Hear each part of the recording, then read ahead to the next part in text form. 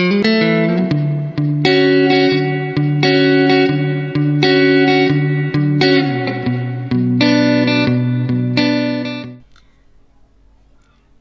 readers and writers, and welcome back to the Indie Authors Sharing Hub, where I bring you information on books by independent authors so that you don't have to dig through the vast world of Amazon to find your next favourite book. I have 4 amazing books for you today to listen to, so we might as well just crack right on into it. The first one I'm bringing you is called Not Cool, Europe by Train in a Heatwave, and this is by Jules Brown. It's considered a comedy travel memoir, and the blurb is 9 cities, 9 countries, 9 days, one ridiculously hot summer. What could possibly go wrong? The latest travel memoir by Jules Brown, author of Takadori to the Stars via Huddersfield, is a hot and steamy adventure.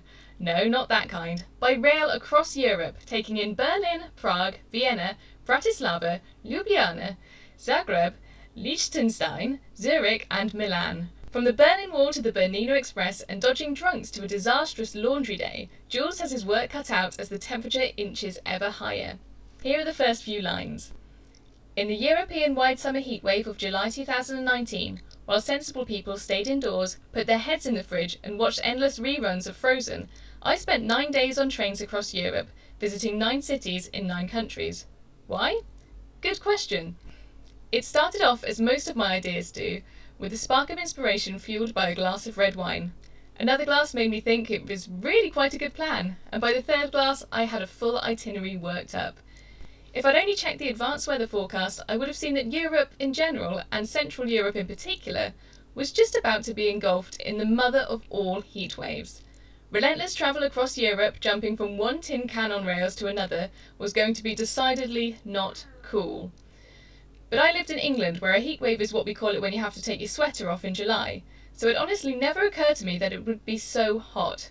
That bit's all on me, definitely my fault. Everything else that happened? Well, that's up to you to decide. Oh, one more thing.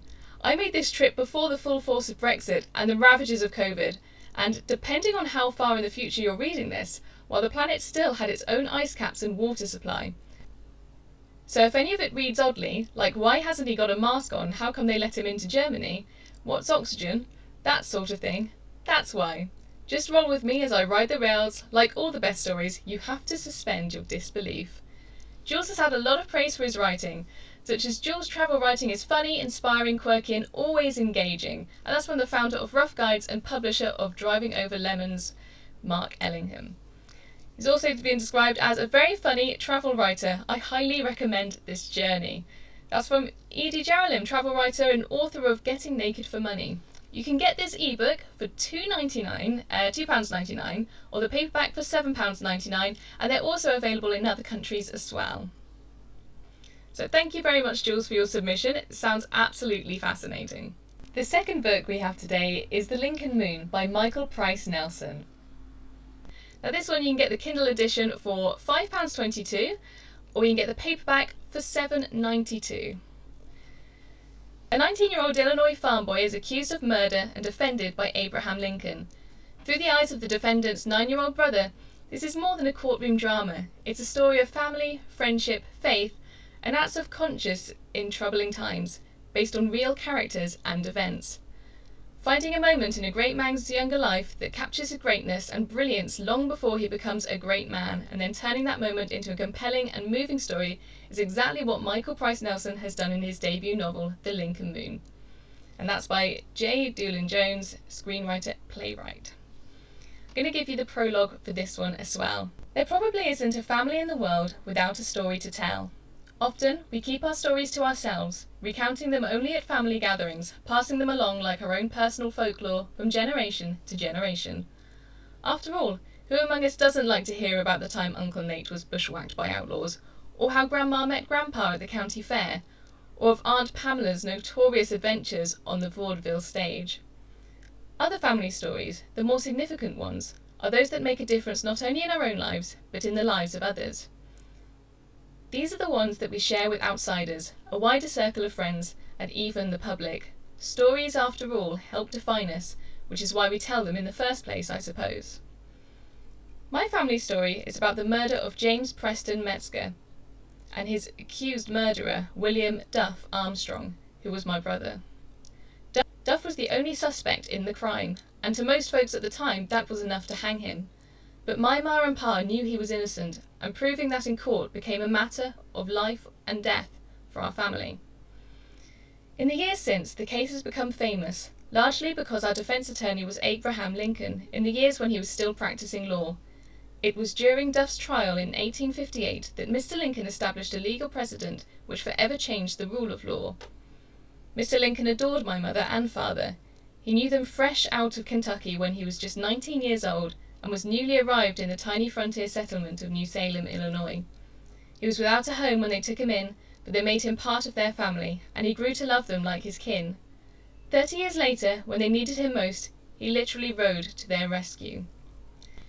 Thank you so much for submitting your book, Michael. This sounds like a fascinating story, and I really hope to read this one.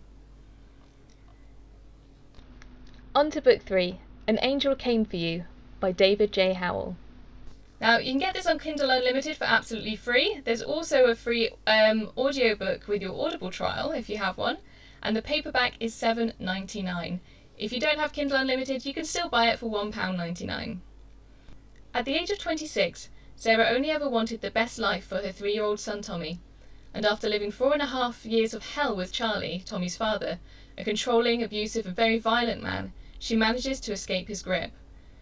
Now finally free of him, she feels for the first time in Tommy's short life that she can give him all of her time, love, devotion, and the life he deserves, but fate has different plans for her.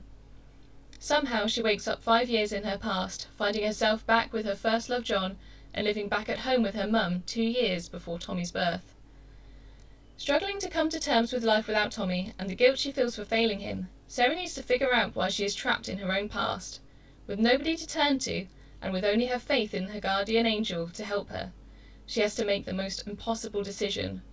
Follow her life path the same way, meet Charlie all over again, and relive the very painful minute of her abusive life with him so that Tommy will be born, or believe that fate has changed her destiny to give her a second chance with her. So, I'm also going to give you the first few lines of this book. Chapter 1. The early morning sun slowly breathes a refreshing new light throughout my bedroom, signalling the start of the 7th day of a life I no longer understand or even care for. Just like the 6 mornings that have passed before, I am once again awoken with a jolt to the sound of my alarm clock ringing in my ears. Instinctively I look over to the other side of the bed, just hoping, beyond hope, that the past week was really a bad dream. Just for a second, in my sleepy state, I am sure that I catch a glimpse of my little boy laying next to me, with his cheeky little grin. But it's just my memory, playing a cruel trick on me, and in a heartbeat, reality kicks in. As my eyes begin to focus on the cold, empty sheets that are still neatly folded on the other side of the bed, I start to feel that same sinking feeling all over again.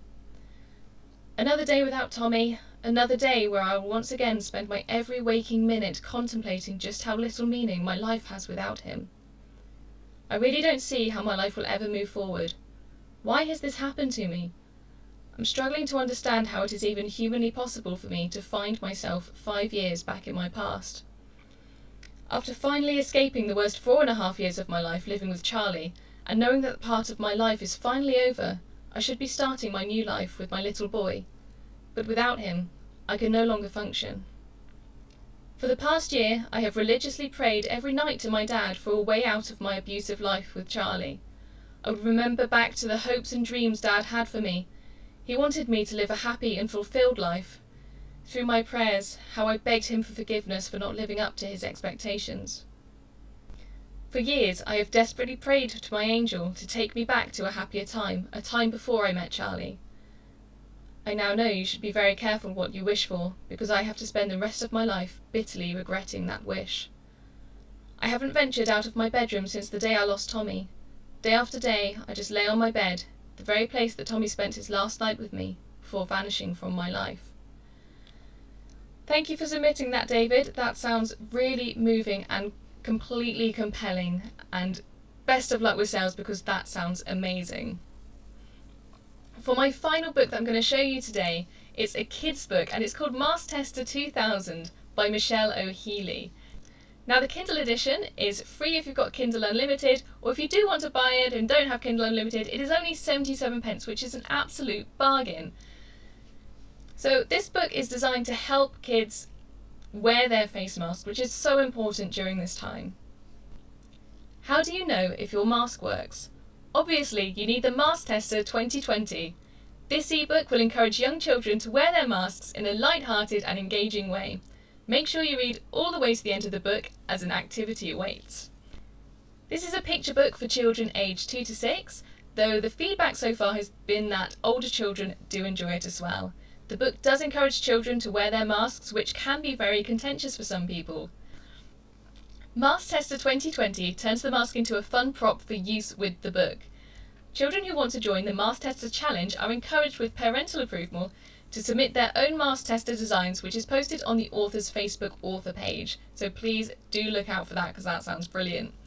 Here are the first few lines of the book. Welcome to the Mask Tester 2020. We are pleased you chose our product. In order to use your Mask Tester 2020, you'll need to have a mask nearby. Please go get your mask. Don't worry, we'll wait. That is everything I have for you today. If one of these books sounds like something you want to read, there are the links to each of these in the description. Please click on them, and if you enjoy the book, make sure to leave a good rating or review for the lovely authors who have provided their books for us today.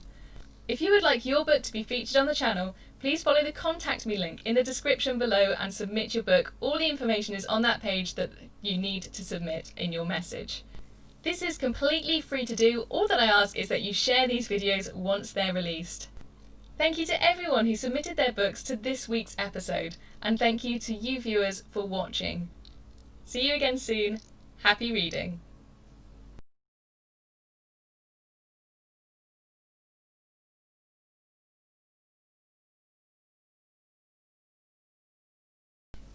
Thanks again to everyone who submitted their books for this week. Weeks. It's not difficult. I have no idea what I'm saying there. Thank you to the authors who submitted their book, and thank you to the readers who are watching. I have no idea. I don't know what I'm doing. Description and submit your work on the. And if you're an author and would like to have. If you are a self-published author and would like to have your book featured on the channel, there is a description. There's not a description. It is a picture book. From the Berlin Wall to the Bernina Express and dodging drunks to discharge. From the Berlin Wall to the Bernina Express and dodging drunks to a discharge. Damn alliteration. From the Berlin Wall to the Bernina Express and dodging drunks to a disastrous. It's not that hard of a word, Sophie. Gee. In Berlin, Prague, Vienna, Bratislava. I have no idea how to say this one. Where is that? How do you go about pronouncing the name of this city? Yes. In Slovenian, it is pronounced something like Ljubljana. Ljubljana. Ljubljana. Okay. Ljubljana, Zagreb. Oh my god. Ljubljana, Zagreb, Liechtenstein. Why have I started this? Hello readers and writers, and welcome to another episode of the Indie Authors Sharing Hub, where I bring you information by on books. That's all you gotta do.